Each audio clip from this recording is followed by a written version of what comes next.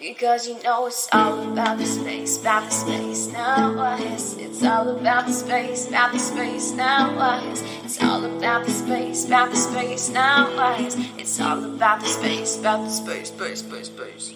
Yeah, it's pretty clear, you don't believe it's true, but the way I show where all the fields will go. Cause all the energy only moves in space. Got all the right wires in all the right places. I know your teacher said it's connected. You know that ain't the way. So now listen up. If you got fields are moving, you got current flow. Cause it's a moving fields that make everything go. Yeah, your teacher, she told you don't worry about the fields. They said the math that they use isn't something you wish to use.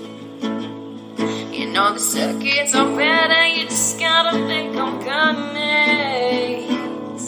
So if that's what you're into, then you know what to expect.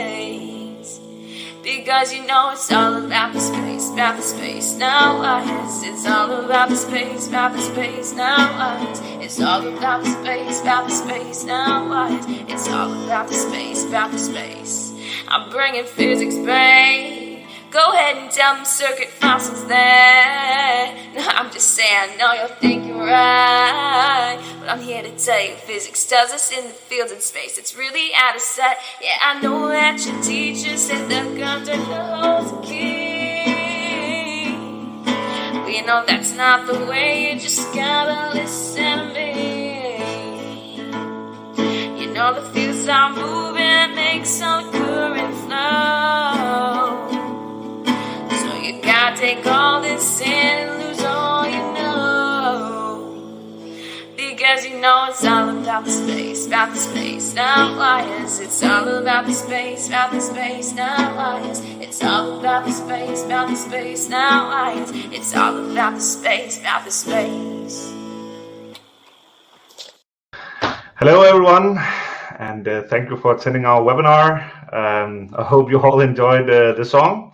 I'm sure Daniel will talk a little bit more about that later. First and foremost, thank you for this extremely high amount of attendees.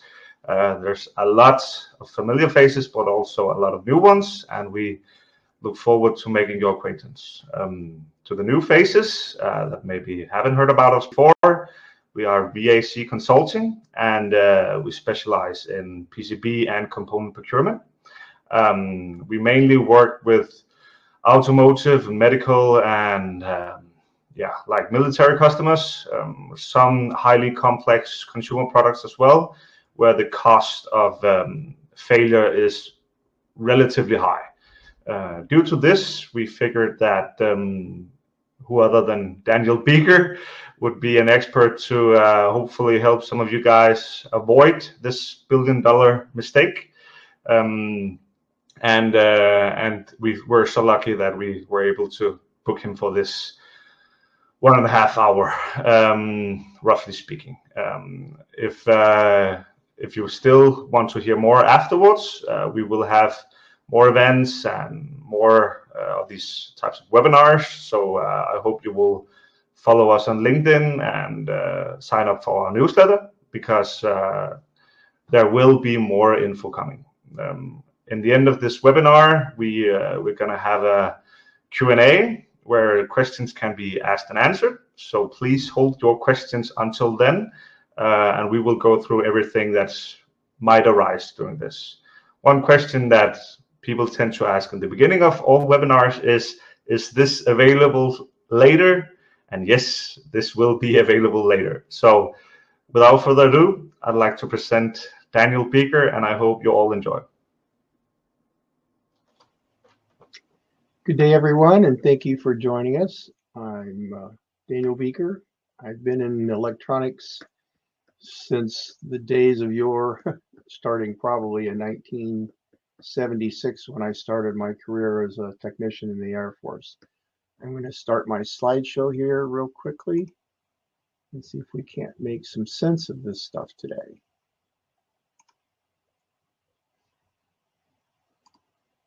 Hopefully everyone can see my slides. So I called my seminar series Science-Based PC Board Design, Electromagnetic Physics Demystified. And the whole idea is that from the very beginning of my career. Dan, sorry, Yeah, I don't think the slides is showing. Can you try again? Oh, duh. I pushed the one last too few buttons. Thank you. Now we're there. Yeah, Oh, that's much better. So I call my classes and a whole series that I do Science-Based PCB Design, Electromagnetic Physics Demystified, because the whole idea was EMC and signal integrity were always black magic. And somewhere in the back of my mind, I knew that had to be wrong because it's all based on physics and science. But my experience in my career was basically from the perspective of not having a clue why and how and what these things were all about. So that's the start of my seminar series. And then this particular seminar grew out of quite a bit of collaboration with my mentor, Ralph Morrison, and his insistence on the fact that people were using the wrong rules for their designs and that they made it much more complicated than it needed to be. And as I continued to become more confident in my learning from Mr. Morrison and more confident in the results of his rules, I could see that there was a real problem industry-wide, and that it was costing us not millions of dollars, but billions of dollars because of the idea of following rules that were based on lore, and we used to do it that way, therefore it must be good. And to change to science-based rules was extremely important. And to look for where did we get pushed down this wrong path? And I think I came up with a clue about what that really was, and that was where this seminar was born from. First, a little note about NXP Semiconductor. I'm hoping that everybody knows who we are. We're a global company supporting all markets worldwide. Very diverse company, which is one of the things I enjoy the most. Is that I have coworkers around the globe of every type of, and every race, every sex, everything, and it's just really wonderful to be part of that team. NXP was originally part of Philips Semiconductor, and they were spun off as a separate entity just about the same time as Motorola, where I started out, spun their semiconductor product sector off as Freescale Semiconductor. And then through a series of events, eventually NXP and merged with Freescale, and we became one large happy company, and became more able to serve our customers worldwide.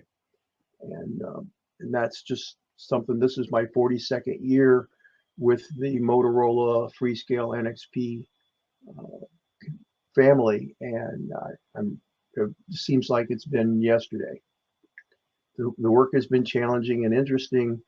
I've gotten to travel around the world and meet customers everywhere, and it's been quite a fulfilling career.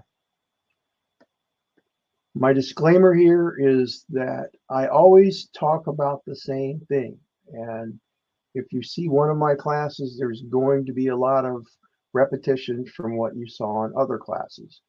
And the reason I justify that is that if you really understood it, you wouldn't be taking my class. So if you're taking my class, you need the help that I needed to deprogram yourself from a circuit-based mentality into a three-dimensional space, field-based mentality. So the song that you got to hear in the beginning, I wrote as a means to basically create an earworm so that when you hear the song over and over again, you're being brainwashed. And my goal would be that you wake up in the middle of the night screaming, it's all about the space.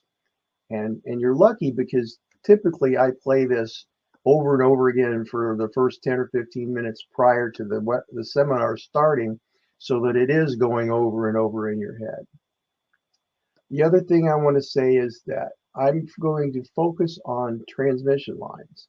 And a lot of people argue that that's not applicable across the board, but transmission lines in the case of electromagnetic field are the paths that we choose, that we design for the energy to travel in.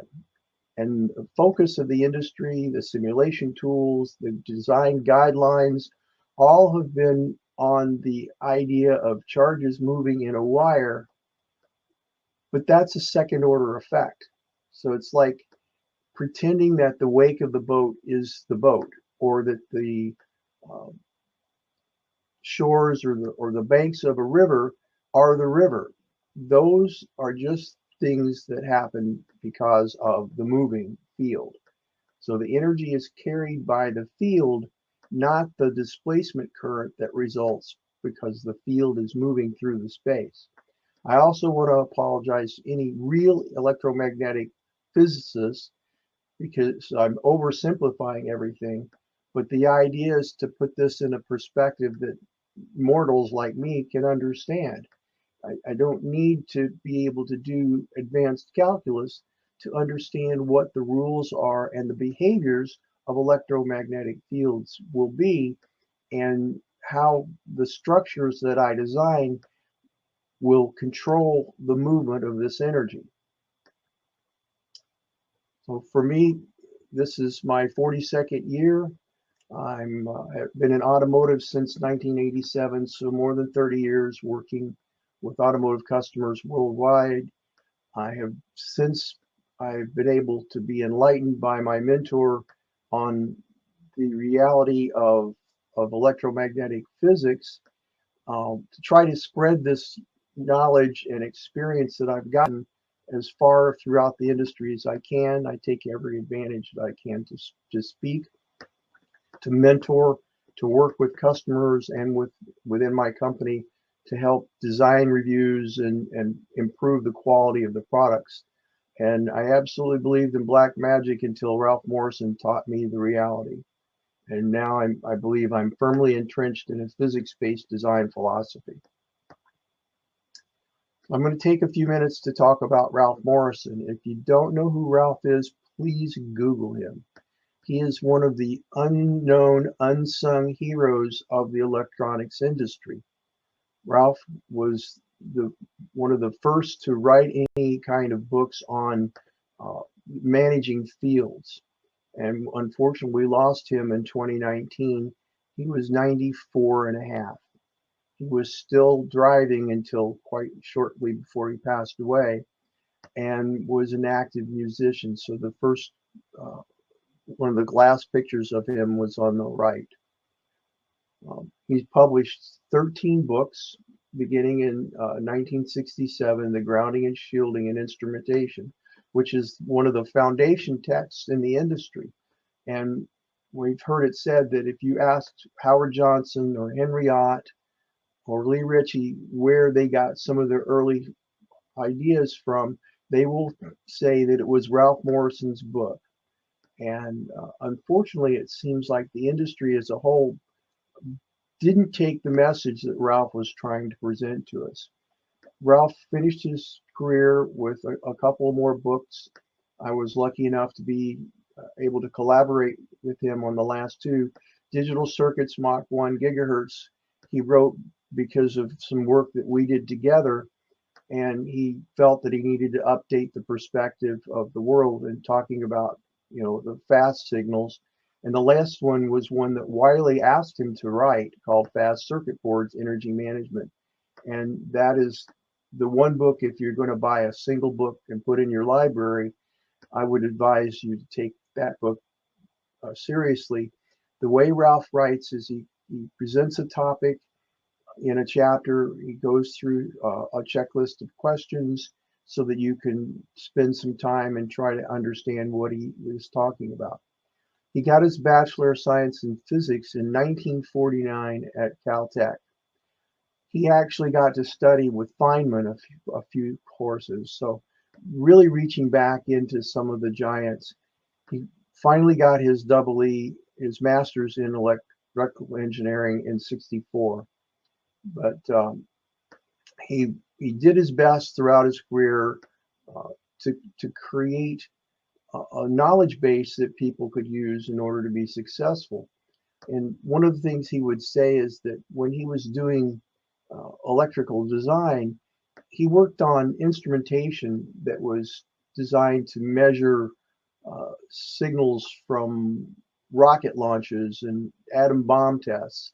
And he said that we had to measure millivolts of signals over miles of wire, and they were using vacuum tubes, transformers, and discrete components. And he said if you didn't understand the underlying physics, nothing you did would work. And we seem to have gotten away from that whole perspective. And that's one of the things that I'm trying to do, is to bring what Ralph was trying to say to the masses so that we can stop making the billion-dollar mistakes. Ralph was an extraordinary violinist. He started playing, he said, when he was 4.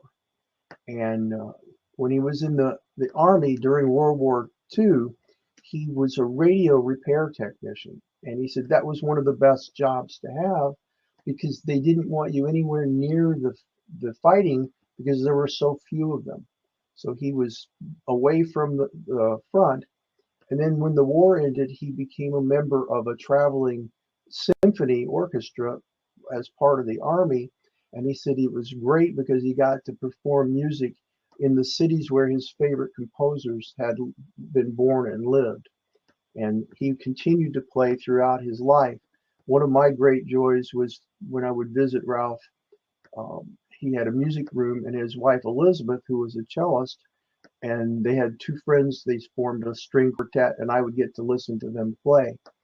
And the picture in the middle with Ralph in his tuxedo was on his 90th birthday. He did a recital, and I didn't get to go to the recital, but I did get to attend some of the rehearsals. And when you look at the scores that he would play, they are just a solid sheet of black notes.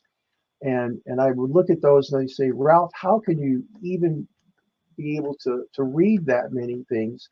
And he said, because I've been playing since I was 4. But it was one of his passions as well, and it played in well with his abilities as an engineer.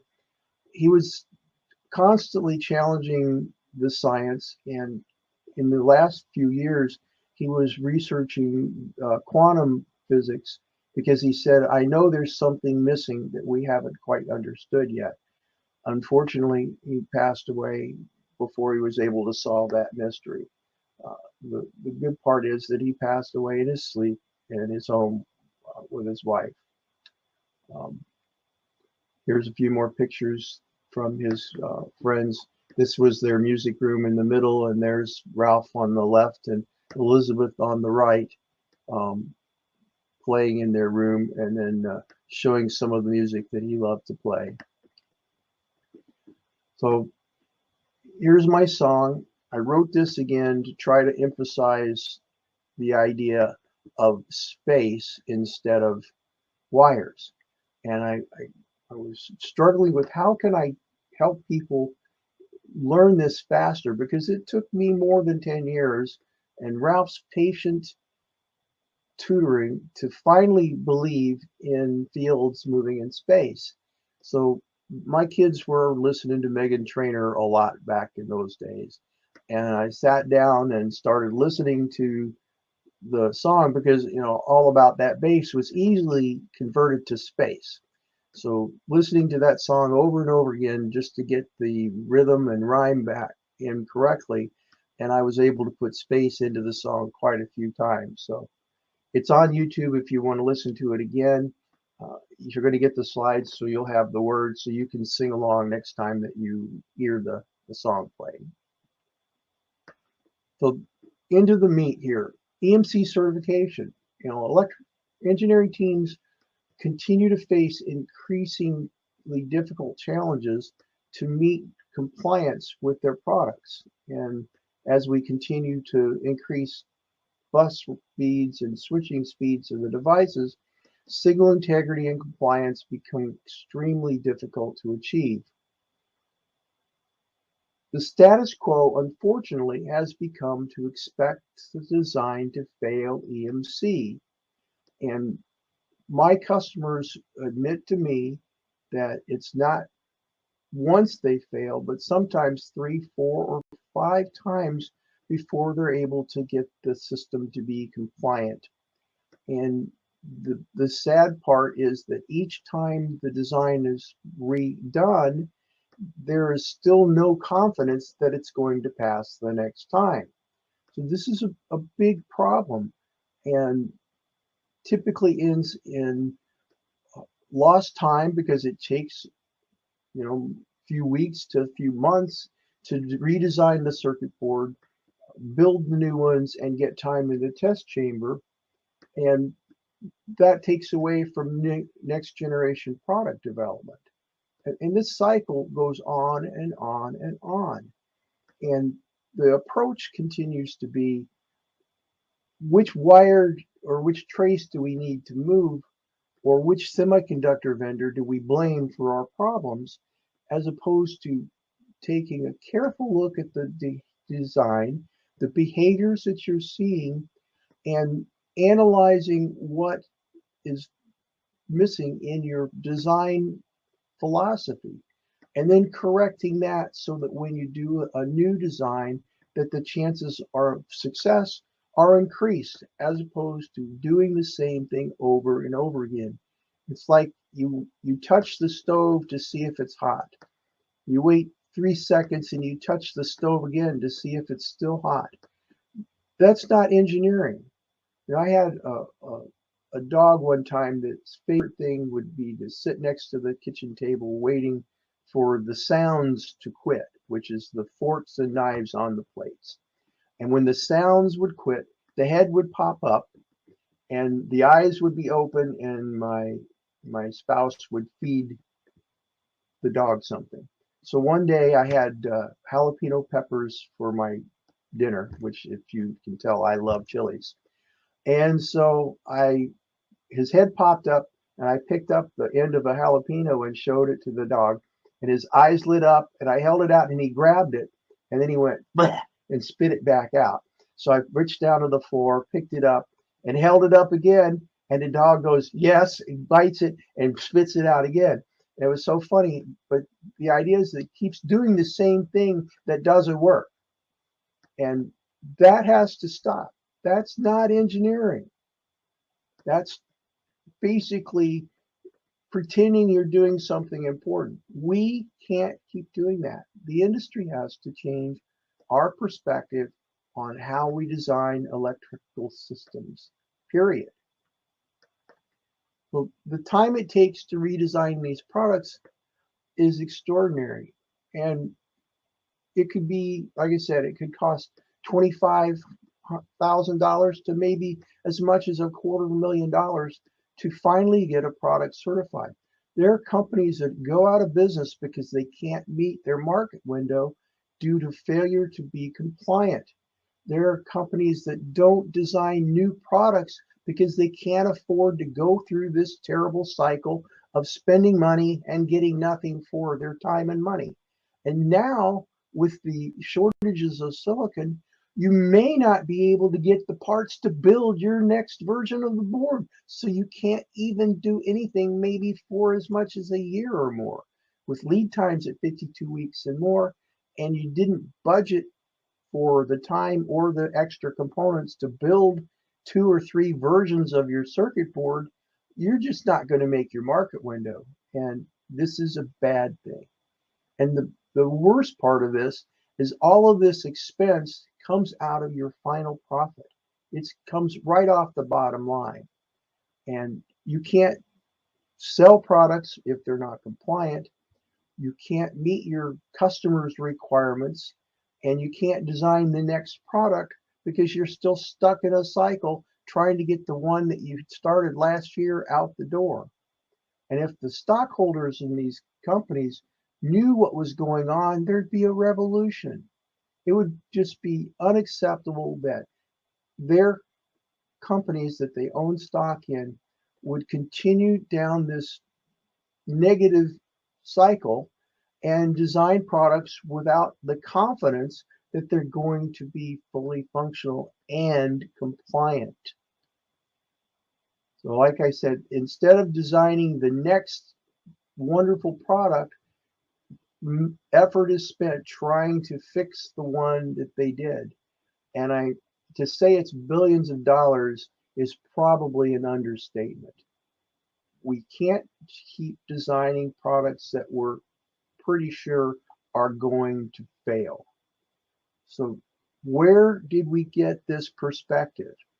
I think that it came from a single drawing that was influential in my original understanding, and that we have to start reprogramming our brains to understand this phenomenon.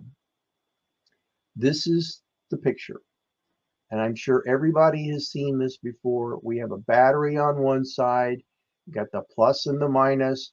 There's wires connecting to a switch and a light bulb, and the arrows, the fatal arrows.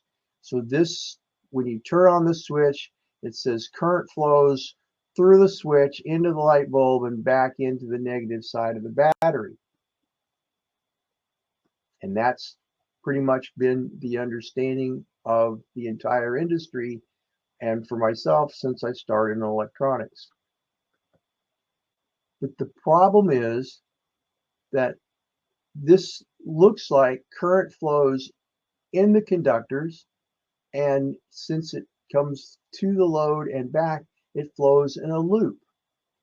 And what has happened as the IC geometries have continued to be reduced and the switching speeds of the transistors continue to be faster and faster, that we gradually started failing EMC. And to make things worse, as all this is happening, the standards that you have to be compliant have been extended both into lower and higher frequencies. The magnitude of the energy that you must be resistant to is increased, and the amount of energy you're allowed to radiate has been decreased. So we're going one way with the ICs to be noisier and easier to disturb, and the industry is requiring more extensive compliance across a wider band of the spectrum. So we have the battery connected to the wires, and we're supposed to be looking at current flow in the wires. Out of this came the idea that the wires were conductors because the energy flowed in the wires, and it flowed in a loop. So this is the circuit, and this drove the language for our industry from the very beginning. Excuse me. The problem is this was true when you close the switch, the energy would be seen instantly at the load, and there would be no such thing as signal integrity or EMC problems. Conversely, there would be no such thing as radio, because the energy used for radio is exactly the same energy that's on a circuit board. And that profound statement, which was a derivative of something Ralph says, and I'll talk about that in a minute, was something I felt like when I finally understood this, I felt really dumb. Because for me, as a digital engineer, because I did digital circuits, that magically when the energy was put on a circuit board, it was converted from electromagnetic field in space to electrons flowing in wires. And so there was all this discussion about, is it Hall flow, is it wire flow? It doesn't matter. Those are the things that happen when the field moves. And the bottom line is, if circuit theory was true and all the energy traveled in the wires, there would be no life on Earth, because there's no wires connecting the Earth to the sun. Electromagnetic energy travels in a space. It could be outer space, it could be air, it could be the dielectric on your printed circuit board. It doesn't travel in wires. And that's what we have to change our perspective for. And that's why I wrote this wonderful song. Excuse me. The wires are not the conductors of the energy. They form the boundaries just like the banks of a stream. I had a student point out the fact that these are waveguides. Absolutely. The pieces of copper on your circuit board form the boundaries that help to direct the flow of the electromagnetic field. The energy doesn't flow in through the wires, it travels in the space between the wires. The space or dielectric is the conductor. It's the path which controls and delivers the energy. So from that perspective, it conducts field because the field travels in the space. The energy is carried by the moving electromagnetic field in the dielectric, not the electron flow in the wires. The proper perspective for current flow is the amount of field moving past a point in the transmission line. An amp is a coulomb passing through a space in a second. It is not a certain number of electrons moving through a wire. And that was kind of perpetuated because you put an amp meter in series with one of the wires. And oh, it must be measuring things flowing through the wire. It's measuring the impact of the field moving through the space adjacent to the amp meter body. It's the flow of the field moving through the space that's the current. Just like water moving through a river or a pipe is gallons per minute, energy moving through the space is amperes or coulombs per second. So Ralph Morrison taught me how important language is. In fact, during our discussions, if I would say the wrong word, it would mean an hour lecture of why that word was not correct and what the correct word was and how we needed to be very careful in what we say when we're communicating the ideas in electronics and electromagnetic systems. So we, as a result of the idea of wires being conductors, focused on designing those wires to connect things. And as long as the speed of the switch was relatively slow, it appeared to be correct. And this comes to the point where we did things that weren't right, but they weren't so wrong they made things fail. That point in technology has become far in the past because now the design rules that we use applied to today's IC geometries and today's switching frequencies of the transistors, it's not there anymore. We don't have that luxury of being able to do things wrong, but not so wrong that it fails. Because now when you don't follow the rules based on the physics, the results are you fail. You fail EMC at best, you fail signal integrity at worst, where the board doesn't even function. All of those are a result of improperly designed transmission lines, which again is the plumbing where the energy moves on your circuit board. So when we started out with the originally vacuum tubes and then single transistors, we didn't see much failures, and we could do about anything we wanted to. Excuse me. Because it worked. You could hook the wires up, and because the distances that you were transmitting the energy were really short relative to the switching speed of the transistors, it didn't fail.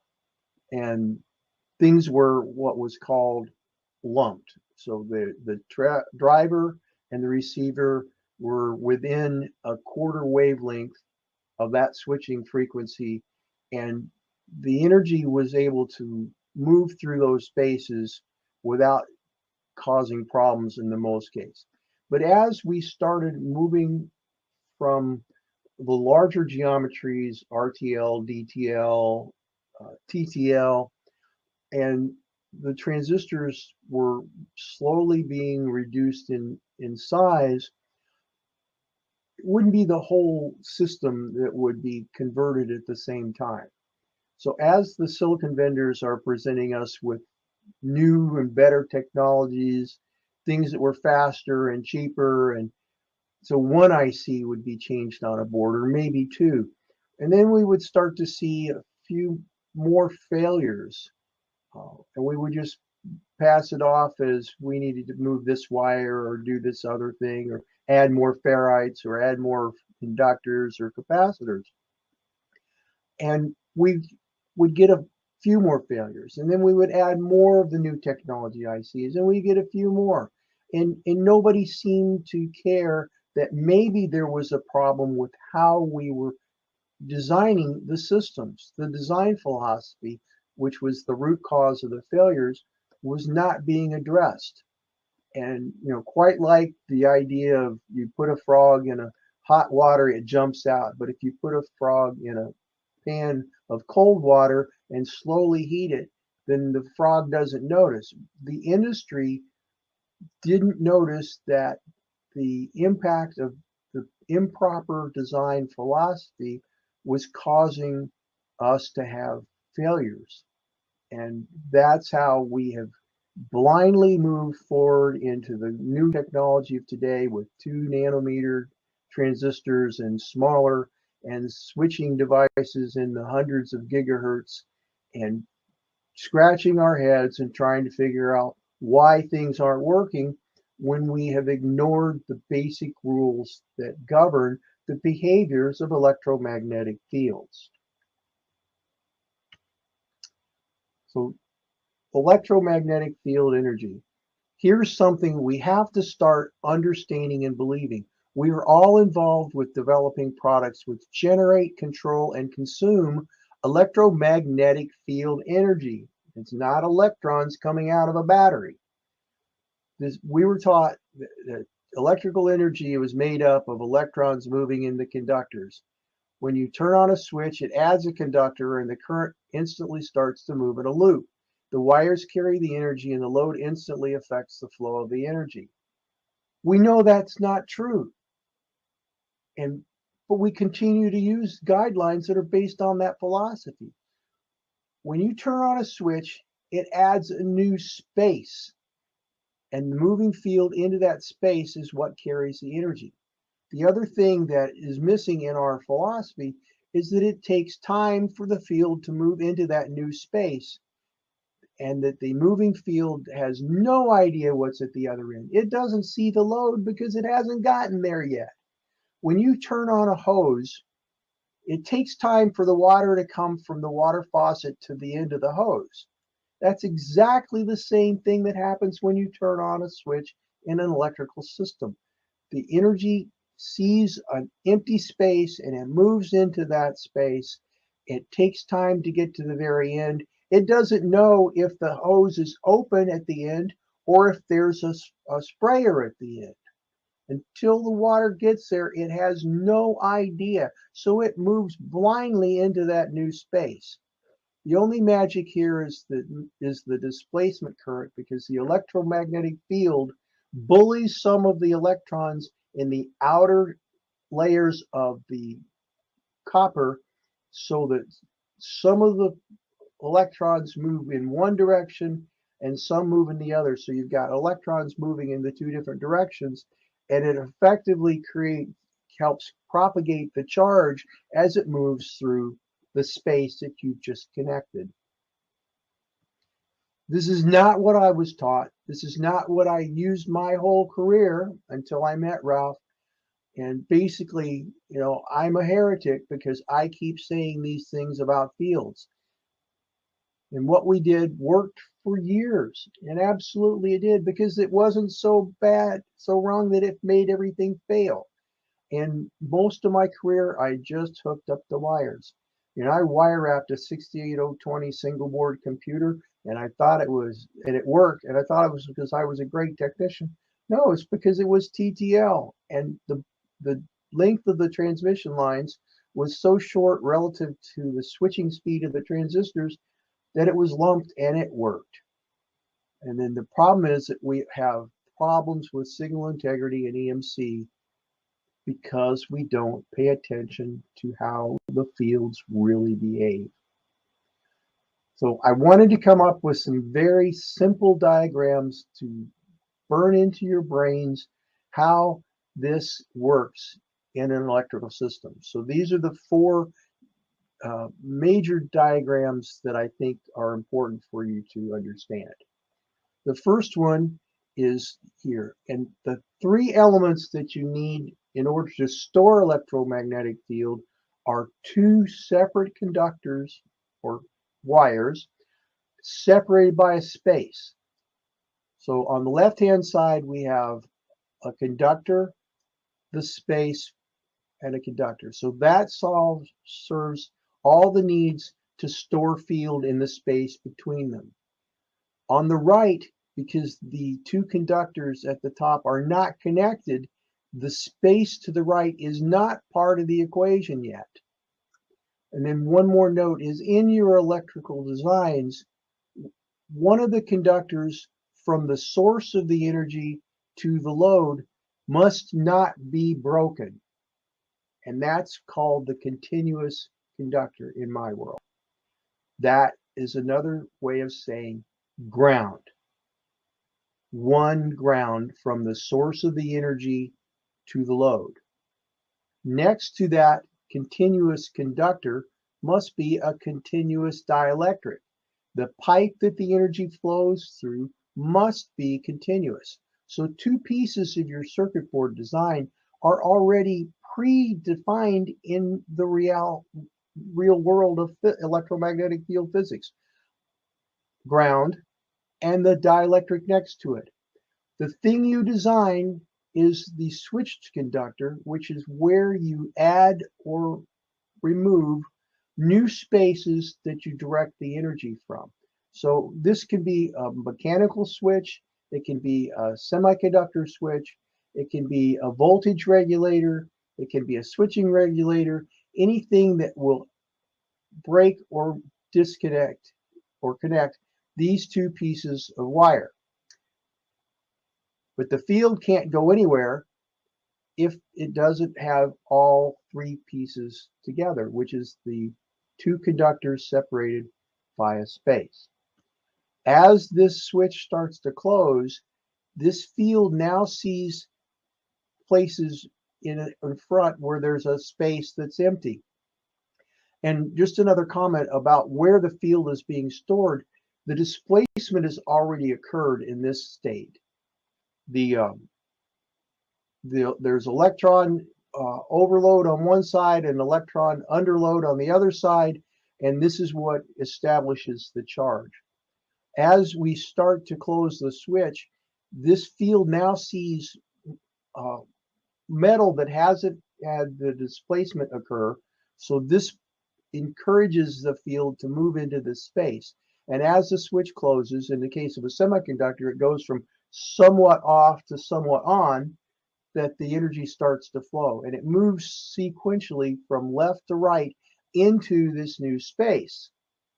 So the switch starts to turn on, the energy starts to move into the empty space. It has absolutely no idea what's at the other end. It doesn't care.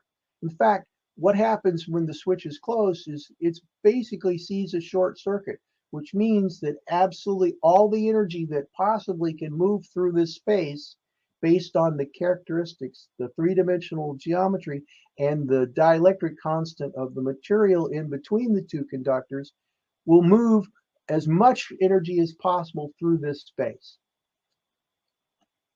Once the switch is completely closed, again, the energy moves from left to right and will continue to move until something happens at the other end. If it's open, the energy will actually build up and reflect. If there's a load here, the energy will start to be converted into something or redistributed into another transmission line based on the load that's connected here. Once the switch is open, the energy stops flowing. The field on the left now sits there waiting patiently because it doesn't have anything to do. The energy on the right will behave according to what's on the other end. If it's a closed switch, it'll fill this space. If it's a resistive load, it will start converting itself from electromagnetic field into kinetic energy. If it's going to an IC and it's switching energies, it will be redistributed into another network. In fact, the most complicated microprocessor is a giant switch array that just turns on and off the flow of electromagnetic field in the spaces that are in the IC. Now, let's go a little bit farther and look at how the fields behave with discrete components. And the first rule that you have to adopt is you can't put ground flood under discrete components. No more. Go back and change your libraries so that there's a keep out area between the pads for resistors and diodes and capacitors and inductors and transistors and even connectors because of this simple fact. This device is made to interact with field. So as the field moves past the resistor, which is in series with the switch conductor, it will interact with the molecular structure of this device. And a resistor doesn't magically resist moving electrons. What happens is a fixed amount of electromagnetic field is converted into kinetic energy. It's consumed, it becomes heat. So with 5 volts on one side of the resistor, the other side will be 3 volts. What happened to the other 2 volts? It got changed into heat. It doesn't magically disappear, it's converted into heat. So resistive drop is a way of changing the field density in a space, but you're taking that energy and converting it into heat, which is wasted energy. So this interaction starts to vibrate the molecules in the resistor material, and that conversion from electromagnetic into mechanical energy is what consumes the energy. So the body of the resistor, if you need a resistor and it needs to do work, has to be fully exposed to the dielectric because you want all of this material to be exposed to the field that's moving through the dielectric. You don't want to block it with something. If I flooded ground underneath this, the field has to find its way to the top of that ground structure in order to find the body of the resistor. This is continuous conductor, continuous dielectric, and this replaces a piece of the switched conductor. For a diode is a structure which will allow the displacement to current to occur in one direction and resists the movement of the displacement current in the other direction. So as the field goes past this diode, some of that energy is going to be converted into heat because this is not a superconductor. And so you're losing some of the energy in there, but it allows the displacement to occur and the field now can move forward into the space. In the opposite direction, the structure resists the flow of the displacement current and effectively keeps this field on the left from seeing the empty space on the right. There's no magic here. Things behave the way they're supposed to, but we're told in very complicated ways about this behavior when it's really quite simple. A capacitor is another wonderful structure. Again, you have to make sure the capacitor body is not obstructed from seeing the dielectric. A capacitor is a way of presenting a high capacity, high dielectric constant parallel transmission line to the flow of energy on the board.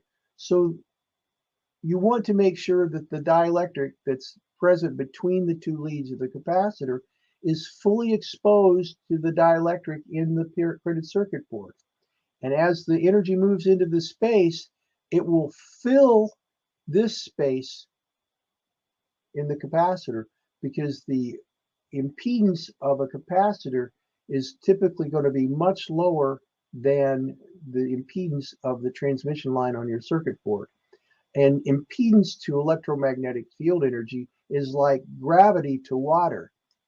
It's downhill. If you've got a low impedance, that means it's going to take it'll store much more energy, and the energy will move into that space before it moves forward. So if there's a capacitor in series with a power supply line, and then if you didn't have, I had to put this here in order to make it apparent that this right hand side was connected to ground. But if this was a continuous dielectric to the right and there wasn't a green space here, the field would fill this capacitor first and then move forward into the rest. If this is 50 ohms, this is a ceramic capacitor, it's probably 10 milliohms.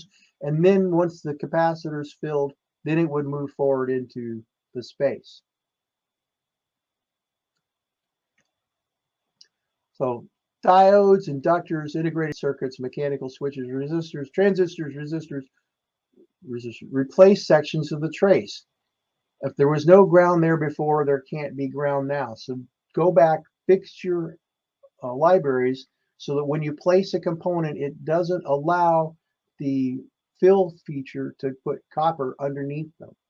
That PC board dielectric has to be exposed to the body of these components. Capacitors are structures that add parallel dielectrics to the PC board. These structures form a low impedance transmission line that provides a high density storage electromagnetic field.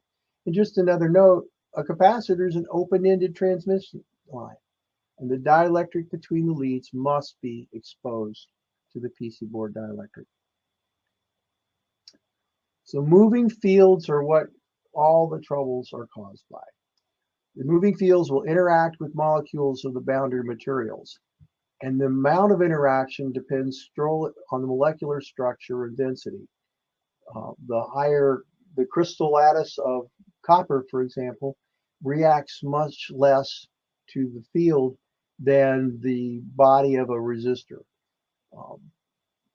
Superconductors are superconductors because their molecular structure is made such that the interaction of the field and those outer layers of molecules is reduced to as low as possible. Resistors have more ability to interact with the fields.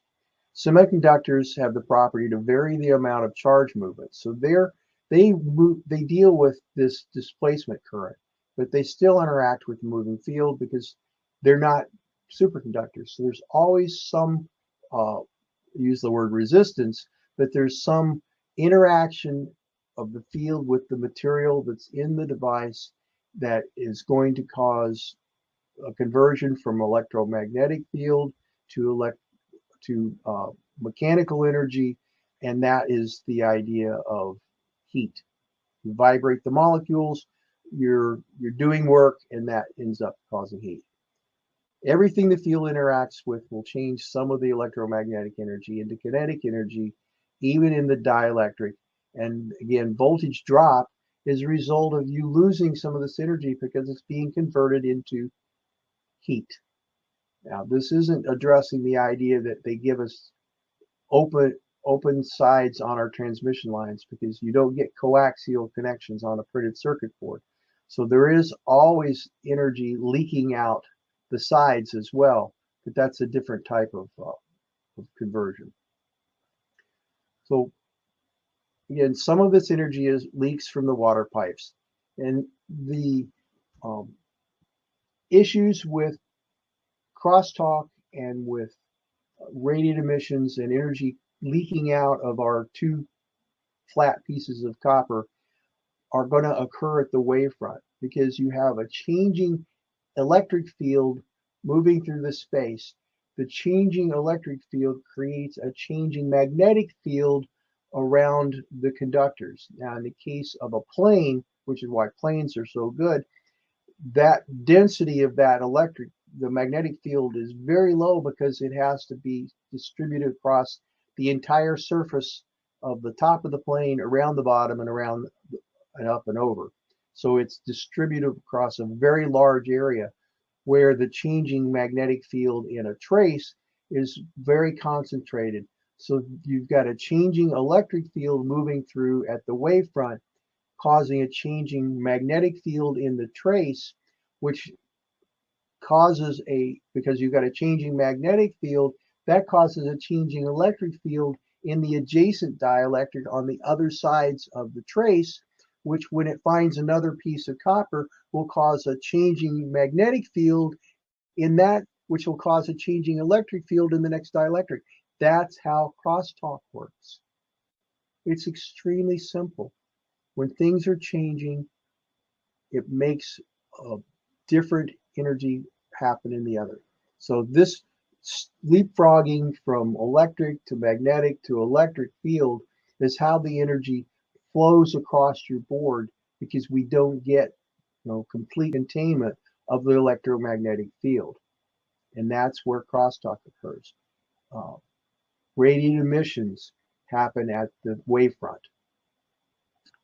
That's why it's important to try to design your systems so that the number of waves it takes to deliver the energy or to deliver the signal are as few as possible, so that you have fewer of these hazard events, the moving wavefront, occurring on the circuit board. So these are some basic rules that we need to be able to understand in the way things work. It's triplets. There's a bunch of threes, and these are the rules you want to be able to deal with. You only need 3 components to contain electromagnetic field energy. 2 conductors separated by a space. In the entire electronics world, you only get 3 components. You get the conductor or wire, you get a space, and you get a switch. There's nothing else. This isn't hard to understand. The most complicated microprocessor today is a giant switch array. All you're getting from that is a bunch of ways to add or remove spaces in series with those switches. And you can only do 3 things with electromagnetic field. You can store it, you can move it from left to right, or you can convert it into kinetic energy. There's nothing else.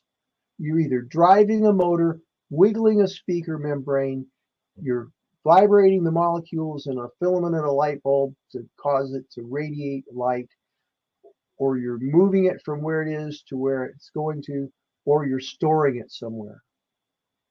This is not rocket science. This is very simple behaviors that are explained in the laws of physics. And when you remember these rules and apply them to your designs, magic does happen, because suddenly things work. They work when you follow the rules. So this whole misconception of designing the wires because the current flows in them has led to a complete disaster in our industry. The fact that the status quo has become to expect to fail EMC. Why would you design a circuit board and expect it to fail to function? Well, we can understand that we want to make it function, but we don't go the next step and do what we need to do in order to make it compliant. And part of the problem is that what we teach in the universities is basically in reverse order. And I've talked to some professors about this. And the idea is that when you go through your electrical engineering training, they present the idea of circuits first, something because it's easier to teach. The math is algebra, simple to understand.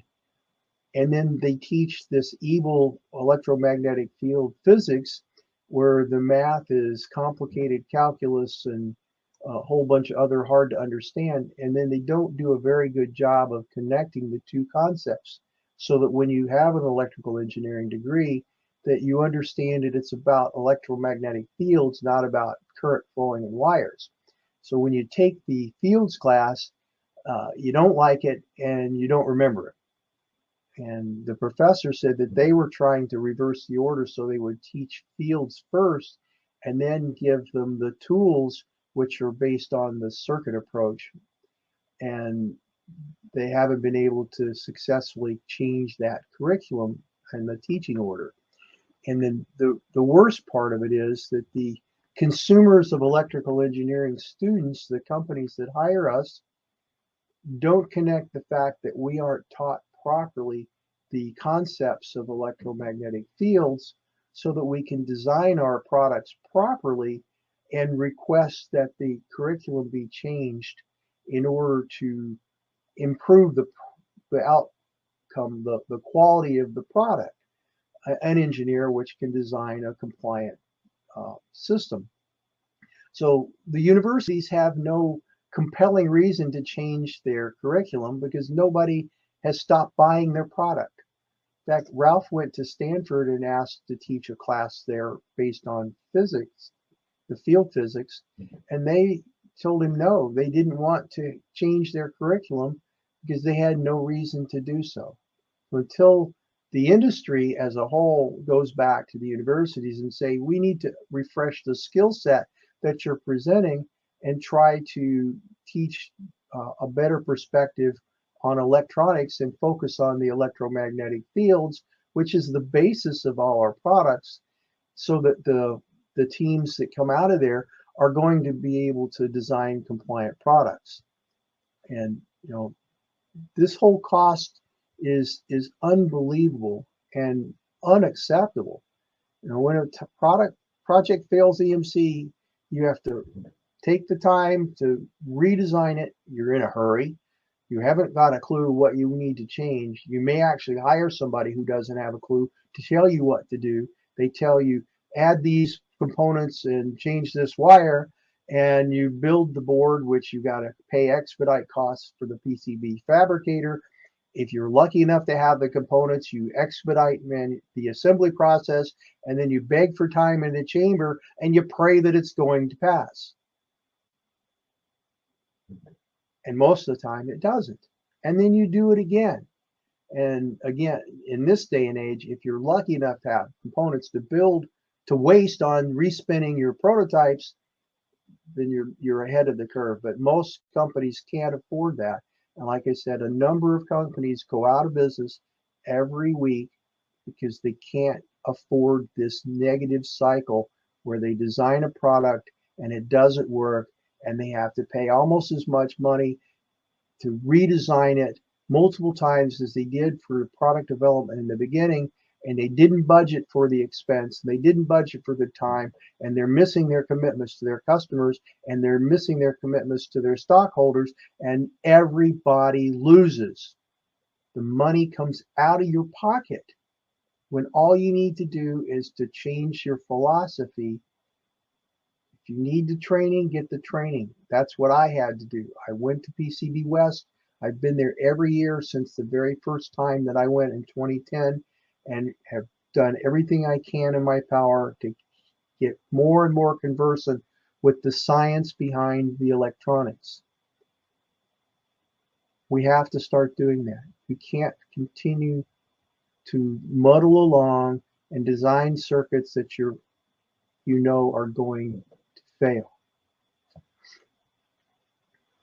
So again, imagine this on a global scale. Thousands of well-meaning, highly skilled design teams, because I don't want to be dissing us as an industry. Everybody has good intentions and everybody works hard and works diligently. But if you're given the wrong goals and the wrong design guidelines and the results are bad, and you continue to use those same wrong goals and same wrong guidelines, and the results are the same, then something's wrong with our approach to the way we do our job. To continue to do the same thing over again in the same manner and hope that the results are going to be different is not going to make things better at all. When it doesn't work, take the time to analyze what the real failure was and look for not only the corrective action for that design, but where did your design philosophy fall apart and allow this to happen in the beginning.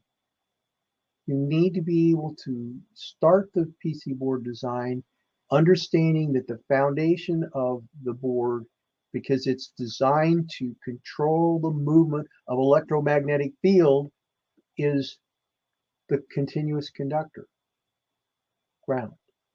Next to that is the continuous dielectric. That's the pipe the energy flows through. And all you design now is the switched conductor so you can add or remove spaces where that energy is going to flow.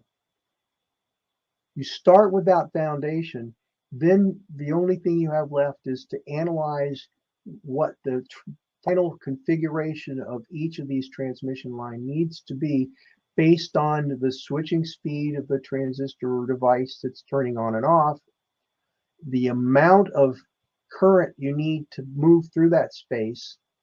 In the idea is coulombs. If you need to have 3 amps go through a space, you're not going to get that through a transmission line that's 50 ohms. Our traditional approach to increased current requirements is to go to heavier copper or fatter vias. That's just not going to happen. No, you're not going to increase the capacity of the dielectric. The pipe doesn't get any bigger.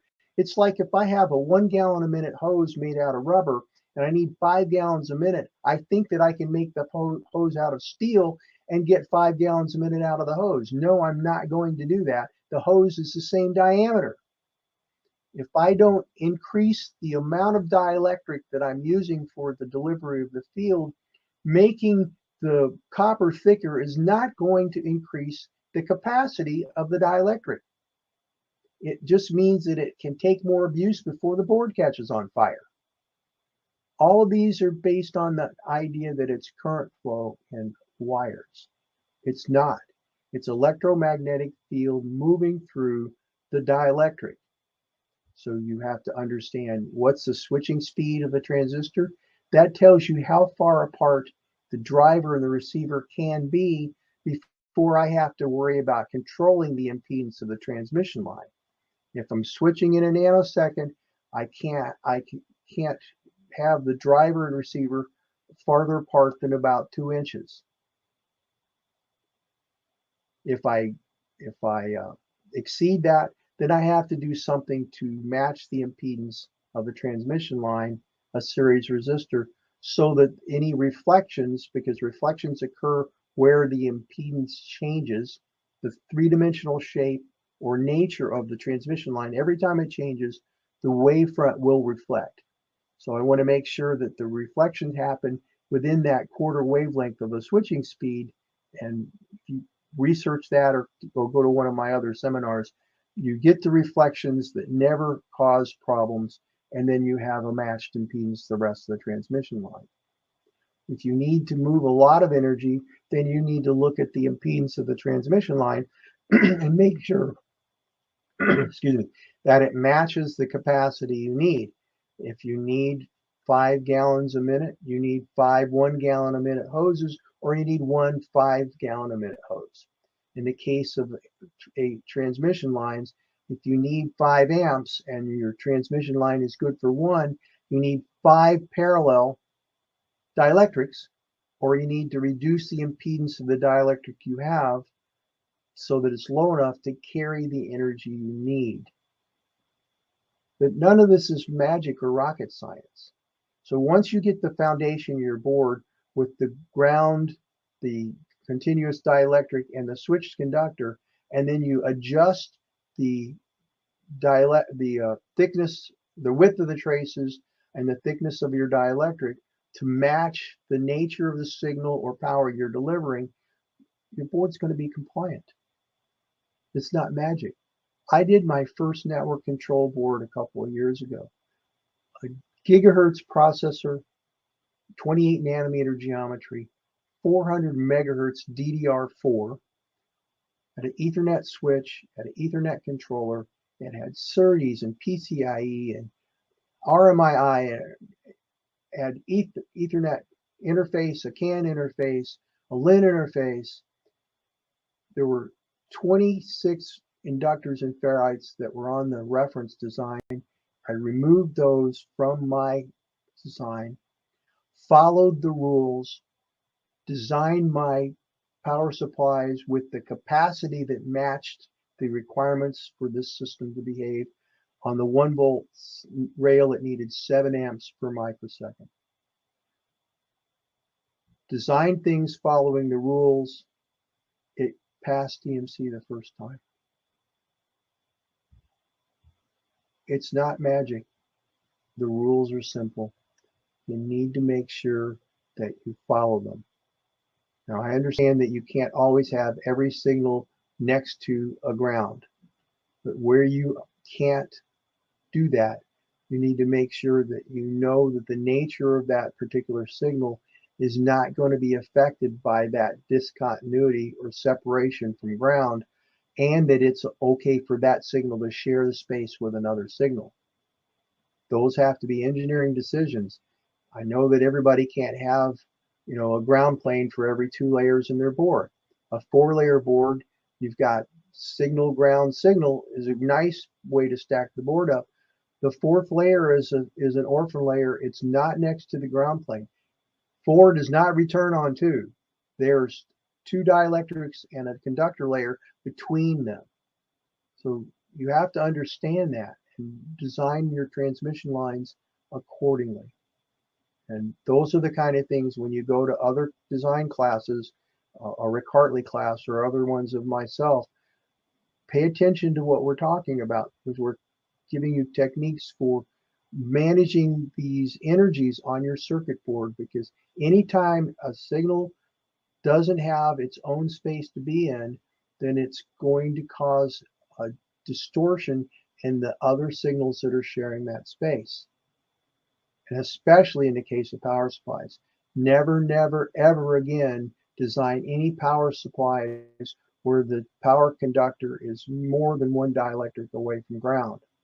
When you see application notes, they give you a board stack that's signal, ground, signal, power, power, signal, ground, signal. The power layers are a signal layer and 2 dielectrics away from ground. All of the energy being delivered in the power supply is sharing the same space as the signals. So any switching events happening there are going to cause distortion of the signals that you're trying to deliver. Every time a signal switches, it's going to raise the noise floor of the power supply. So these are things that when you see them from now on, you're going to say, that doesn't make sense because it doesn't follow the rules. And that's true. It doesn't make sense because it doesn't follow the rules. So start to believe in fields moving in spaces, and that your responsibility as a designer is to give each signal and each power supply a space of its own so that it will behave the way you need it to. This simple mistake in language has set us up so that we don't think about the real science behind electromagnetic fields. We think about current flowing in wires. To call this a billion-dollar mistake is an understatement. I want to give a quick thanks to my mentors, Rick Hartley. I was working on a design for my customers called a pre-silicon emulator, and I had been a Motorola toolsmith, and we used something called the Motorola Active Probe Interface. And in that, we had separate ground and power connections through the connector, and that was the Motorola Active Probe Interface, or MAPI. I was working with a service bureau, said, we're doing this design, and he called me up and he says, you don't want to do it this way. I said, what do you mean? This is the Motorola standard. It's the way we've done things for years. You need to follow it. He said, no, you don't understand. It doesn't do what you think. He says, wait a minute, I've got 25 years in the industry. You're working for me. You're going to do that this way. And he said, no, because he's stubborn as I am. You aren't going to get what you want out of this design philosophy, and you need training. And I'm like, I don't need training. I'm a senior engineer. I have been doing this forever. You need training, and it's in California. And I went, I need training, and it's in California. So I went to my first PCB West, took a 2-day signal integrity class with Rick Hartley. 5 minutes into that class, I knew that every design I ever did worked by accident, not on purpose. Because he started to open my eyes to the idea of fields moving in space. So I pounded Rick with questions, and at the end of the first period where we had a break, he walked up to me and says, who the hell are you, and why are you in my class? And I'm Dan Beeker from Motorola, and I need to know this stuff. And that started my journey, through which, fortunately, I was able to meet Ralph Morrison, who adopted me as his apprentice and was going to teach me field physics or kill me trying. And so Ralph is the one who tried for his entire career to convince people that energy moved in a space, not in the traces. And then another one of my mentors is Dr. Todd Hubing, who was a researcher at the University of Missouri-Rolla, and then again at Clemson, past president of the IEEE EMC Society, author of hundreds of application notes. Todd is firmly entrenched in physics. One other note is, so far, I have a list of universities where I've found seem to do a good job of connecting electronics in the circuit world to the physics of the real science. One of them is the Missouri Institute of Technology, which used to be UMR, where Dr. Hubing was a principal researcher. Dr. Hubing went to Clemson, so Clemson had Todd's philosophy there. And there's a university in Western Michigan, Grand Valley State, which is associated with a EMC consulting firm, which consists of graduates from UMR. Beyond that, I haven't been able to add any new universities in the 10 years I've been teaching this to my list. So if anybody knows of a university that I should add to that, I would appreciate that.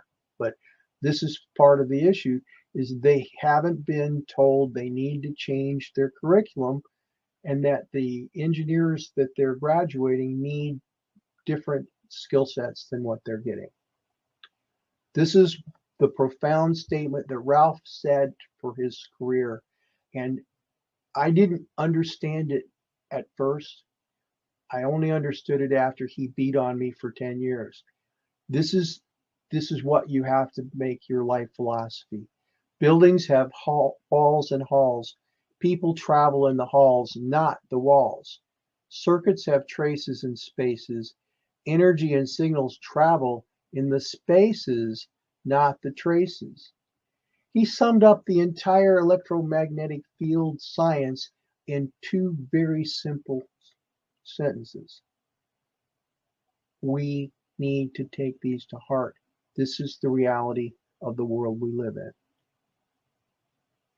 So we're done a little bit early. I wanted to make sure we had time for some discussion. I hope that this has been enlightening and that you really will take this to heart. This philosophy will result in a much higher success rate, understanding that the fields move in spaces, not the traces.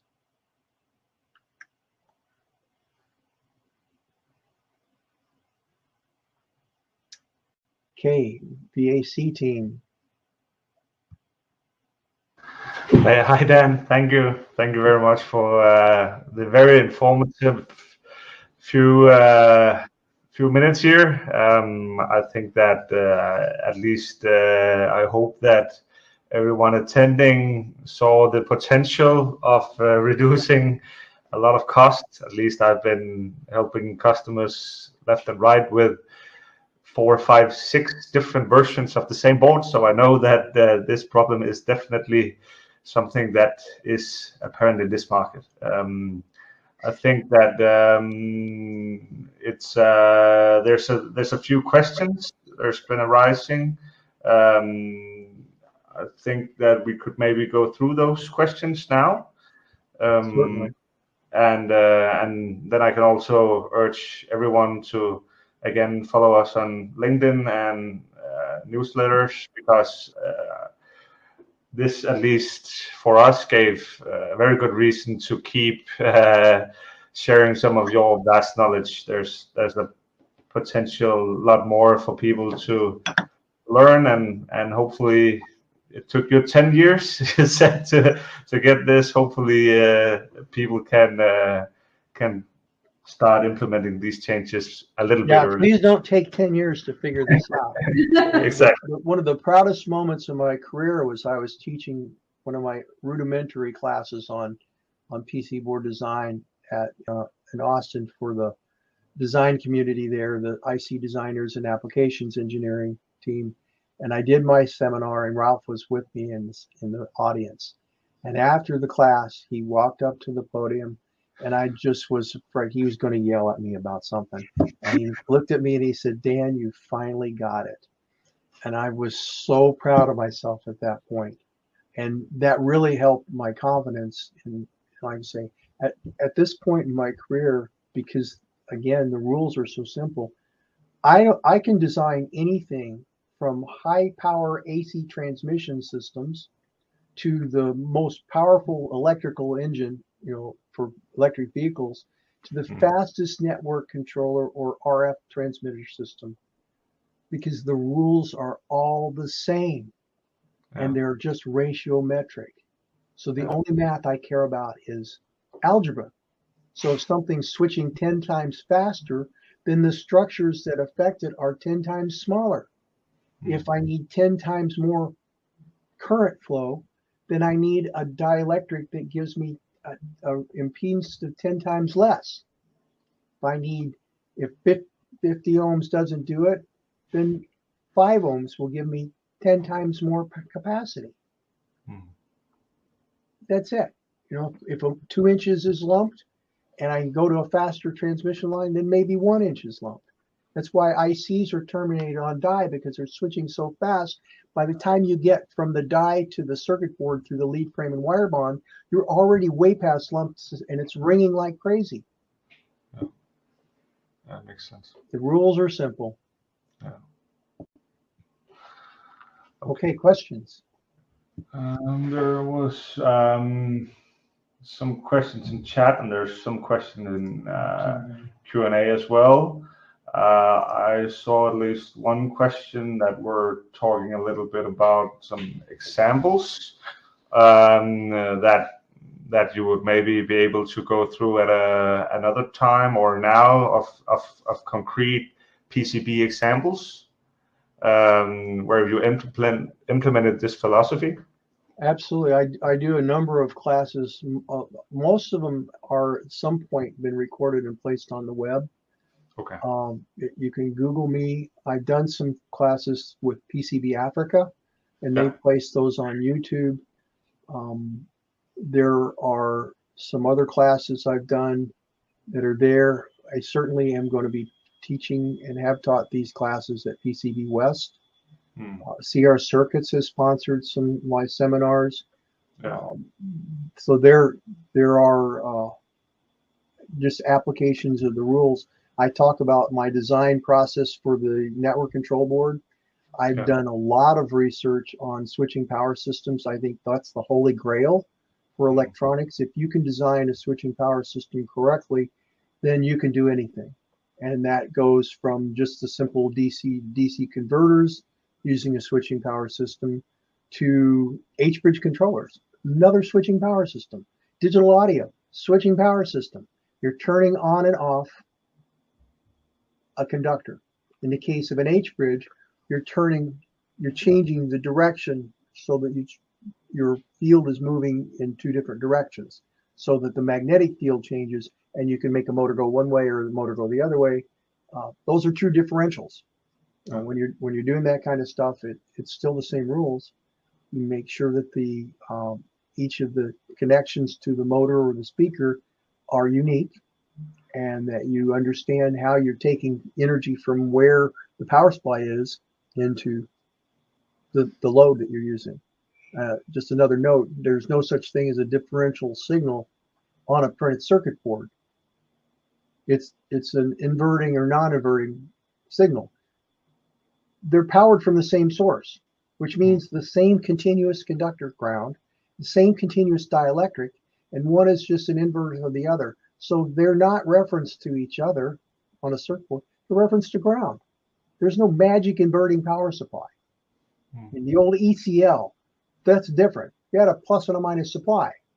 You get to a 5 for Ethernet or LIN or CAN, then you're differential because you're driving it into a pair of wires. But the rest of the time the signal's on the circuit board, it's not differential, it's referenced to ground. Good signals are just 50 ohm traces or 40 ohm traces. It's about surface area. The edge of the foil is nothing compared to the width of the trace over the plane.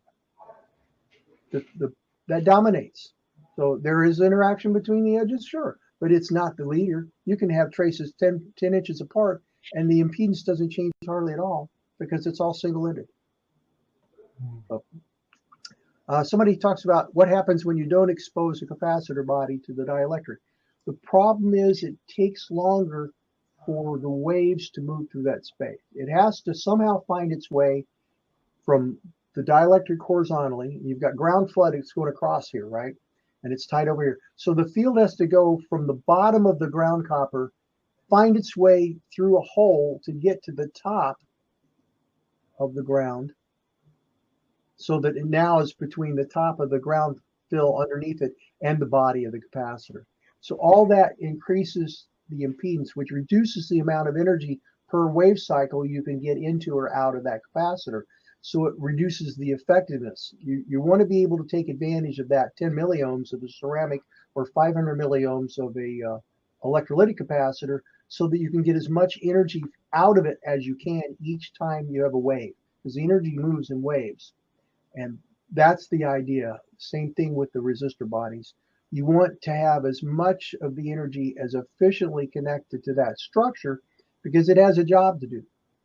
If you weren't trying to get rid of some of that field by converting it to electromechanical energy, then you wouldn't have a resistor in there. But again, you got to understand how this stuff works. It doesn't magically resist the flow of electrons. It physically interacts with the field and heats it up. It vibrates those molecules, and that is converted to heat. That is a loss of energy. Oh. Same thing with the diodes and transistors. You wanted those switches to see the dielectric.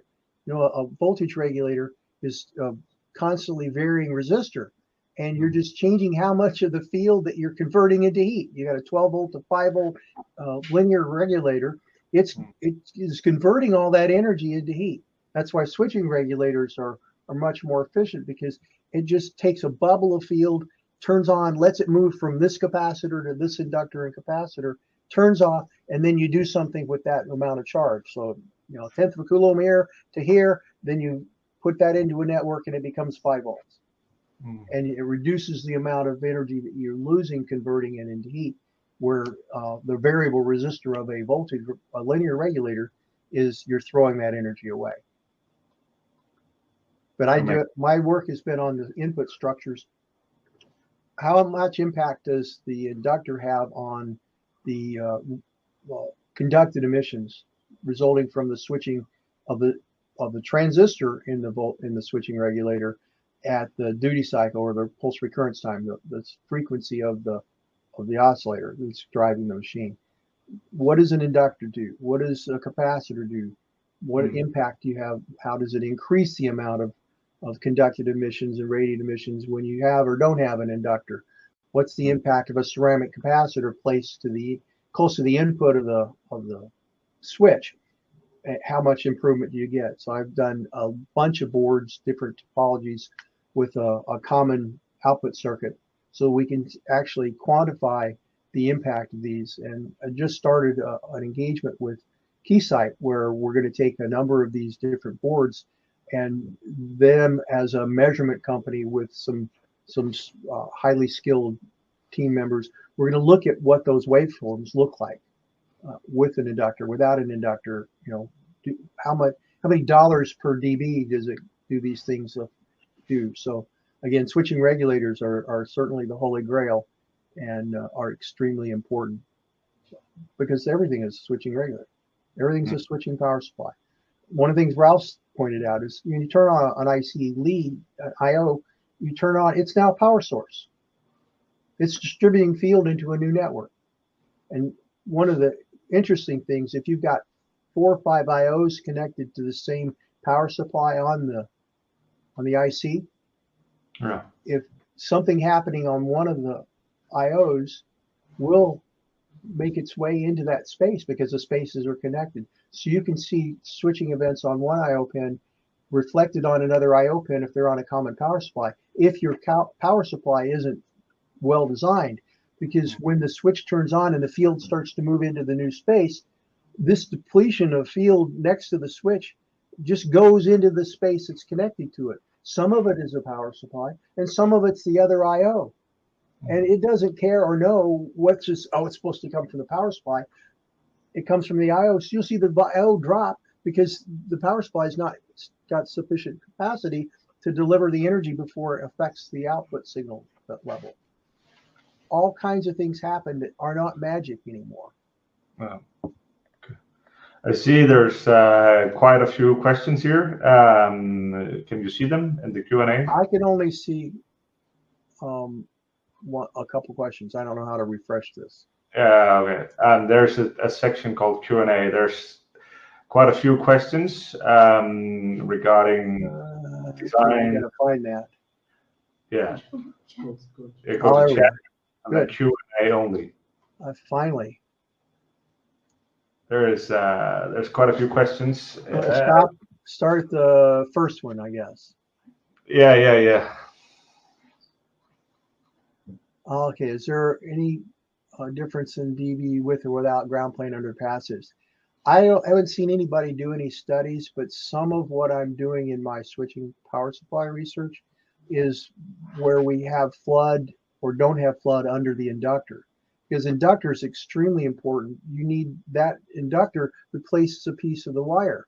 So your field goes along between the ground and the signal, and then you get to the space where the inductor, it needs to fill that space, and having the ground copper under there restricts the flow of energy into that space. Is it going to make a huge impact? Maybe not. But when you're buying circuit boards and designing these things, every little bit helps. If you can improve it, 0.001%, then it increases the efficiency of your circuit board, reduces power consumption, reduces radiative emissions, and maybe doesn't have a specific dollar value or dB. But if you can get a half a dB improvement by going around and removing all these floods, then it's free. And if you go back and fix the libraries, which I'm encouraging my customers to do, then you have one less thing to worry about. Yeah. Again, they're just replacing. If it's replacing a piece of what would have been trace, then you can't flood underneath a trace. So the same rule applies to the components. So hopefully that gives you some idea of. This is for Josco from Denny. Would you please try to simplify the IGP and the biggest difference is just the voltages, the field densities you're dealing with, and the switching speeds of the devices. And that's back to the idea of matching that three-dimensional structure that the field's moving into the requirements of the signal. There are very specific requirements to manage high voltage, especially if they're, in the case of like electric vehicles, you have a separate domain for the high voltage from the control side.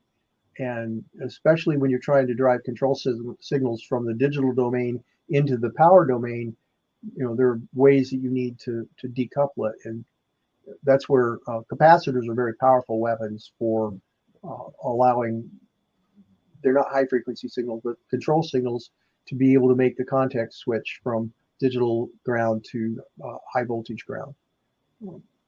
That's where you do it. Same thing for battery management ICs, is they're working on multiple domains at different voltages, and there are actually some communications engines that interfaces that are agnostic and are designed to be AC coupled like that. Let's see what else now. Right. This is another great question. Don't use fast rise or fall times if it's not necessary. The problem with the industry is they default in most ICs to the maximum drive. And I keep telling them that's not what you want to do. You want to let it come up and be at the lowest drive strength. And then if the application requires a faster bus speed that needs a faster switching event, then let them do that under software control. But otherwise, you're having to spend money designing transmission lines that are good for 500 picoseconds instead of a nanosecond. Great example, because lump distance changes. Possibly, if you're switching at a nanosecond, you're physically capable of placing the devices within lump distance. So you'd have to spend all the money in board space on termination resistors. And if you're trying to route buses on internal layers and you need to put physical terminations on the transmission lines, you have to route two vias, the signal and ground up to the top, so that you can get the energy from the inner layer up through a pipe into the horizontal layer on the outside, and then back down again. So two more vias. So 4 vias and a component for each line. You can't just take the signal up and down. It doesn't know where ground is. It'll find ground, and it means all these signals are going to share that space grabbing it. So absolutely, you want to go for the lowest drive strength that you need in order to make the system work properly. Okay, copper not core variant. Well, unfortunately, you're going to have voids in the copper core because you can't connect them there. That's where you use vias to connect them to the underlying planes. The biggest impact of the outer layer copper core and even inner layer copper core is it makes fabrication better, because you reduce the amount of copper you're pulling off the board.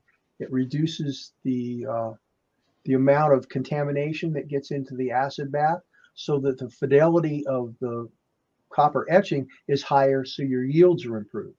And it's greener because you're using less chemical in your etch process. When you get into manufacturing, the higher copper content gives you a balanced thermal image, so that you have less warpage and you get higher yields in assembly. Outer layer ground flooding, its biggest impact is going to be on your ESD performance, because you give a larger surface area for the ESD cloud to be distributed across the circuit board, so its impact on any individual circuit is reduced. I work with our team on a 2-layer board with a quad flat pack 90 nanometer microcontroller with LCD display.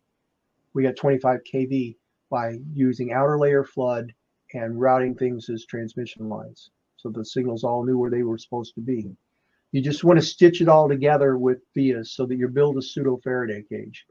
And my rule is, if I can't get 2 vias in a piece of ground island, I either move things around so that I can, or I just delete the island, because I don't want a via here and a strip of copper flopping in the wind.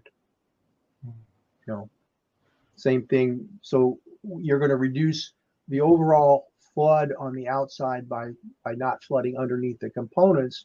But if you implement it properly and stitch it all with vias, you're still going to have a very effective system, and it will be better at resisting ESD.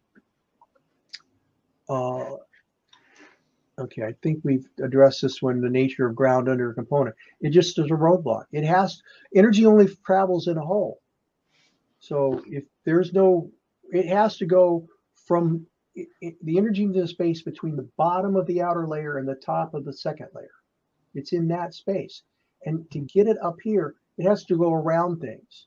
And so if I've got ground flood underneath a capacitor and the nearest ground via is over here, the field has to go over to this ground via, up along underneath, and find its way to the top of the ground underneath the component. So that takes time.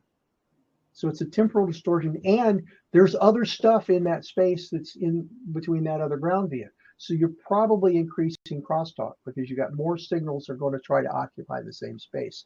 I want to keep the fields contained where I want them to be, so I don't give them any excuse to go somewhere else. And that's the bottom line. I want that energy to get to that component with as few obstructions as I possibly can make it. And ideally, that's nothing under it, and the full body of that part is exposed to the dielectric immediately adjacent to it. Impedance of the transmission line. 50 ohm or 5 ohm is really, to me, it's the capacity of the transmission line. I use simple field solvers, impedance calculators rather, to determine that. And it gives me how many coulombs per wave cycle that is capable of delivering. In the case of signals, I'm trying to match an impedance between the output driver and the input of the IC so that I don't get reflections that are going to cause me to have problems. Again, almost all the evil happens at the wavefront. And there's one note, so most of the EMC problems that I've worked on, radiated emissions problems, are caused by the power supply not being designed properly as opposed to the switching output of a device. Driving energy into a space is way down the food chain. But when a transistor switches on, for example, a nanosecond. So you have a wave moving into the space, that's a gigahertz signal. What happens though, unless the impedance is identical on both sides, which isn't real, I get a drop in voltage because the depletion wave, because I don't have enough energy to completely fill this space. So while I'm sourcing a nanosecond gigahertz signal this way, I've got a falling voltage at a nanosecond at a gigahertz. But this gigahertz wave moving upstream to try to find energy. And it will go upstream until it finds a discontinuity and reflects. Most of the failures in EMC are a result of not feeding that depletion wave close enough to the switch. So if the depletion wave travels far enough that it finds a quarter wavelength antenna, then you started to have radiated emissions events. And that's where I fix most of the EMC problems that I deal with customers. Go right to the PDN, find where they've not, typically it's the switching regulators with the IC on one side and the components on the bottom side, and they use one via to connect them. Well, the energy's in this dielectric here, and I need to get it to this dielectric. There's no plumbing to connect them. Or maybe there's two. Well, if I need 5 amps, it ain't going to happen with two vias side by side. That's where you want to interleave power and ground vias and make what I call a waterfall. If you look at most of our ICs, the core supplies are now a checkerboard of power and ground. Well, those are ICs that I was involved in, and I helped come up with that concept so that we can increase the flow. Multiple parallel dielectrics. And I want to present in the Z-axis a lower impedance than in the horizontal axis so that the energy has no excuse to go where it needs to go, just like water coming off a fall. The gravity pulls the water down a waterfall. The same thing happens with the energy. It sees low impedance. The energy has to go into that low impedance. So, most interesting project I've been working on, probably the network control board. That was the biggest challenge of my career. That was the red one, right? Pardon? That was the red one behind you, right? Yeah, that's actually this one. Yeah. So this one was a challenge, not just from the signal integrity perspective. It's a pre-silicon emulator. So this board represents a new IC that didn't exist at the time. And so from my processors and IO to the connectors on the bottom, I had a 0 link matching requirement. So people whine about, plus or minus 50 mils. This was 0. So it ended up being 18 layers, mostly because of the serpentine requirements. For the power supplies to get that, 7 amps per microsecond, I have 3 or 4 parallel power islands on the 1 volt supply that connect all of my capacitors, which were directly mounted under the VGA, to the VGA pins, so that I have a high capacity, low impedance connection to those close capacitors. And that's where I was able to get my EMC problem taken care of. I could take off all the ferrites and inductors because I fed the depletion waves close enough to the part that they weren't causing problems. So, well, switching frequency is the rise time. If you're switching in a nanosecond, you're a gigahertz signal, and that's all you care about. I use that as my design. No, if the rise time is low, you don't have problems. If you have a nanosecond signal once a year, you still have a gigahertz signal, and you have to match both the power supply and the transmission line connected to it to that 1 nanosecond rise time. Some people go into more exotic calculations of 1.4 and all that stuff. If you design for that switching frequency, and I've got some tables that I use to determine what is lump distance at a particular switching frequency, or how close to the capacitors need to be placed in order to support that energy requirement. Very simple things to do.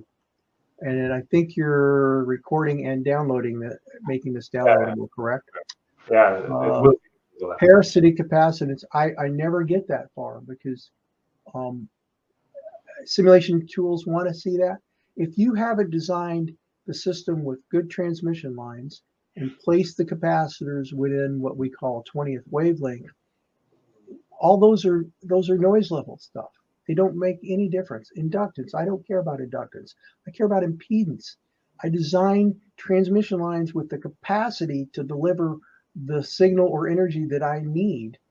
And I'm very conscious of the wave cycle time. So if I need to have a lot of energy in a hurry, I need to make sure that this wave cycle time where it goes from the IC to the capacitor and back is as small as I can make it based on that switching speed.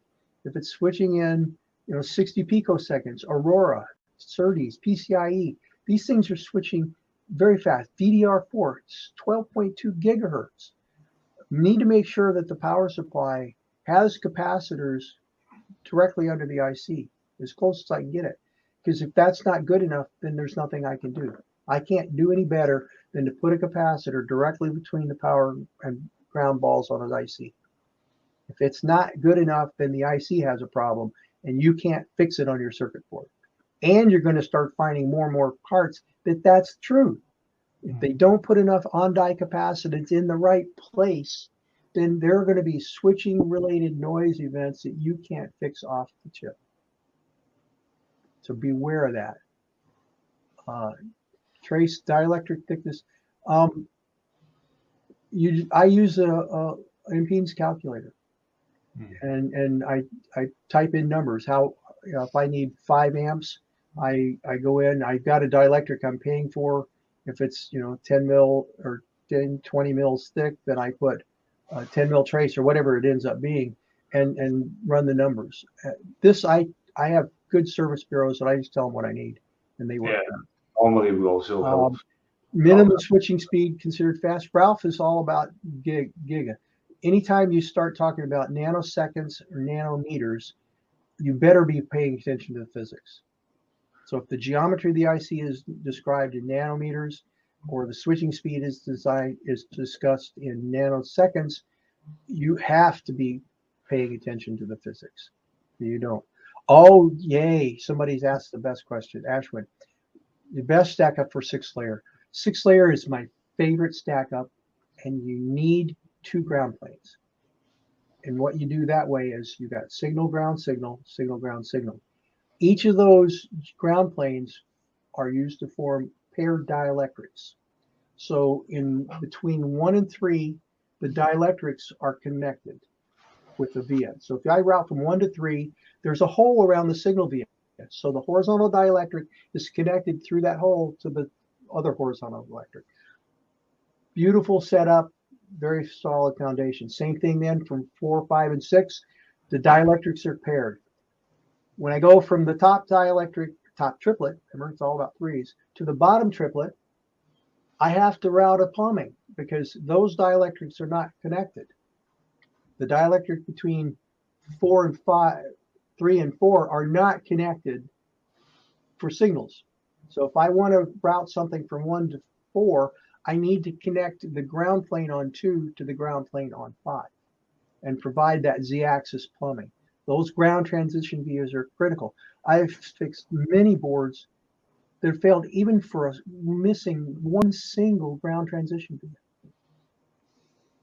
We spent a month trying to figure out what was happening with a board that failed at cold, and it turned out there was a missing ground transition via on the SPI clock line, so that at a certain temperature, because as things cool off, they switch faster, it was the right discontinuity to have an extra clock pulse, a clock edge. So when it started transmitting, when it powered up at cold, it couldn't initialize all the SPI devices, and it didn't work.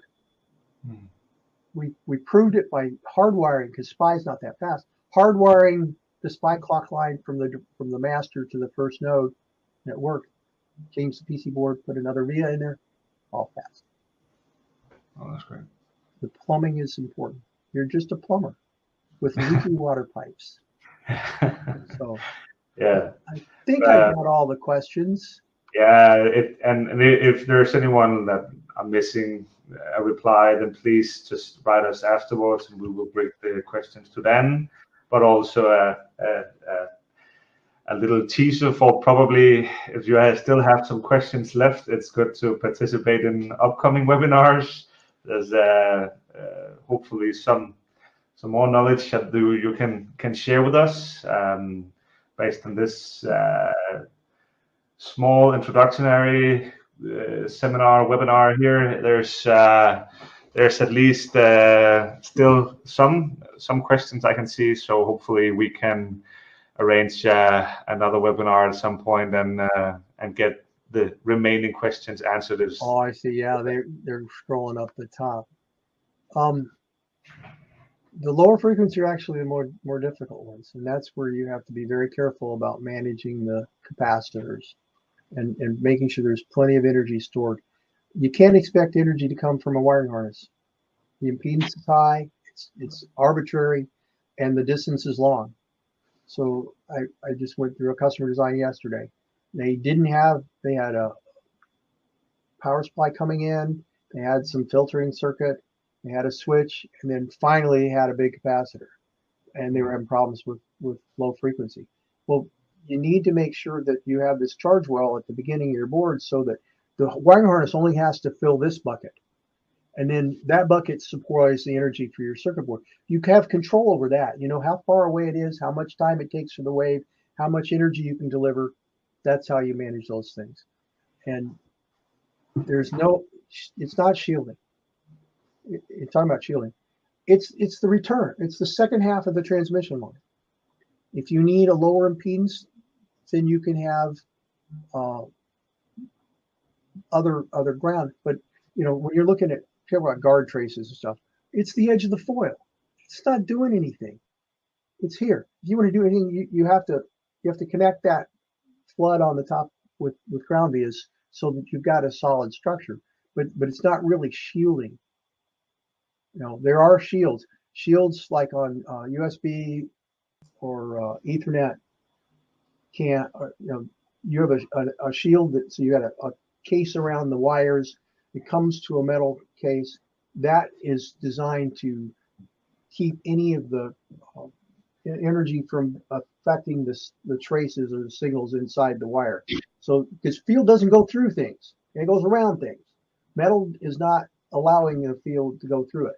So you keep the field from getting to the inside by putting a conductive wire, a sheath around the outside. It connects to the metal in the connector, and then at that point you put a capacitor to connect that shield ground to system ground, and then the energy is prevented from entering the circuit board or affecting the signals. So that's a shield. But traces on ground on a circuit board is just part of that unbroken conductor. You want to have it all over the place. Again, the outer layer, the most effective way that implements itself is to help you with your ESD resistance. Wonderful. I think differential traces. Yeah, people. The memory guys, they're full. They made it harder. They're still not differential. All whether they're terminated power. No, they're not. That's a pull-up. It's to pre-charge the bus when you're not driving. It's just silly stuff.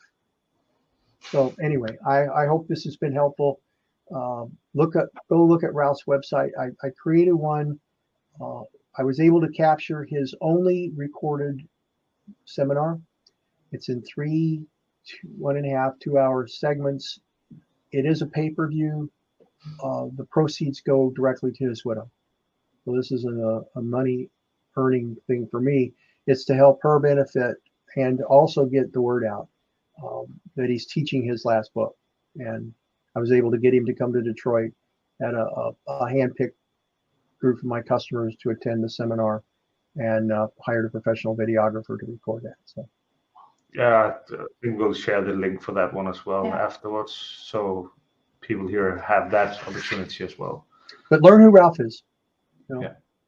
He was underexposed to the industry. I was able to get NXP to give him a Lifetime Achievement Award in 2020, which was a big deal for him. Nobody ever seemed to care. But what he taught works. This is not magic. It's simple. He said, I'm not afraid of anything anymore. The rules are the same. Yeah. Makes sense. Yeah, but I think let's wrap it up. And thank you very much, Dan, for the time today. It was very informative, and I hope we see much more of each other in the future. All right, thank you for the time. I really appreciate this opportunity. And everyone, go forth and be space cadets. Exactly. Have a nice day, and thank you everyone for attending.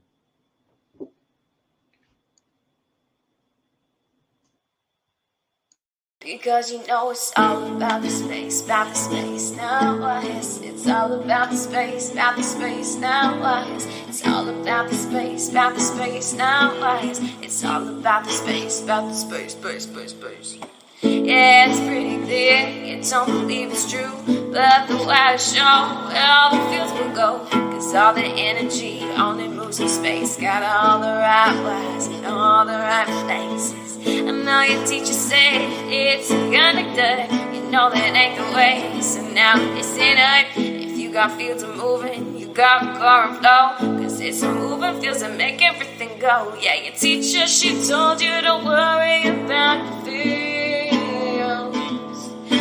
That the math that they use isn't something you wish to use. You know the circuits are better, you just gotta think on connects. So if that's what you're into, then you know what to expect. Because you know it's all about the space now. It's all about the space now. It's all about the space now. It's all about the space. I'm bringing physics, babe. Go ahead and tell them circuit fossils there. No, I'm just saying, I know you'll think you're right, but I'm here to tell you physics does us in the fields in space. It's really out of sight. Yeah, I know that your teacher said the content holds the key. But you know that's not the way, you just gotta listen to me. You know the fields are moving, it makes all the current flow. You gotta take all this in and lose all you know. Because you know it's all about the space now. It's all about the space now. It's all about the space now. It's all about the space.